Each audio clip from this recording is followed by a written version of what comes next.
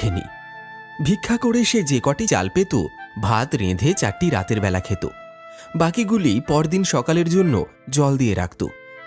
সব দিন পান্তা খেত বলে তার নাম ছিল পান্তা বুড়ি। একবার সেই গাঁয়ে এক চোর এসে উপস্থিত। বুড়ির পান্তার সন্ধান পেয়ে সে রোজ তা খেতে লাগল। চোরের জ্বালায় বেচারি তো অস্থির। একদিন বুড়ি রাজার কাছে নালিশ করতে চলল। যেতে যেতে পথে দেখল একটা বেল পড়ে আছে। বেল জিজ্ঞাসা করল, বুড়ি, ও বুড়ি, কোথায় যাচ্ছ?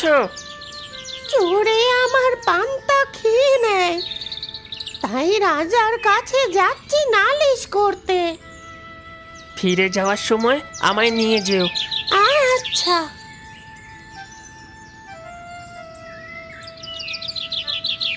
এই বলে বুড়ি এগিয়ে চলল। কিছু দূর গিয়ে বুড়ি দেখল একটা শিঙি মাছ। মাছ বলল, বুড়ি, ও বুড়ি, কোথায় যাচ্ছ? চোরে আমার পান্তা খেয়েছে, তাই রাজার কাছে যাচ্ছি নালিশ করতে। ফিরে যাওয়ার সময় আমায় নিয়ে যেও। আচ্ছা, থাকো তুমি। আর কিছু দূর গিয়ে বুড়ি একটি ছুঁচকে দেখতে পেল। ছুঁচ বলল, বুড়ি, ও বুড়ি, কোথায় যাচ্ছ? চোরে আমার পান্তা খেয়েছে, রাজার কাছে নালিশ করতে যাচ্ছি। ফিরে যাওয়ার সময় আমাকে নিয়ে যেও। আচ্ছা, বেশ বেশ।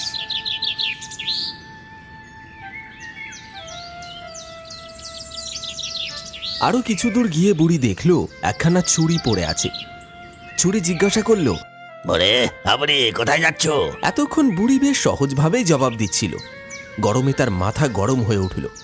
ছুরির কথার উত্তরে সে বিরক্ত হয়ে বলল, যেথায় যাই না, তোর তাতে কি? আহা, রাগ করো কেন? একটা কথা শোনো, ফিরে যাওয়ার সময় আমায় নিয়ে যেও।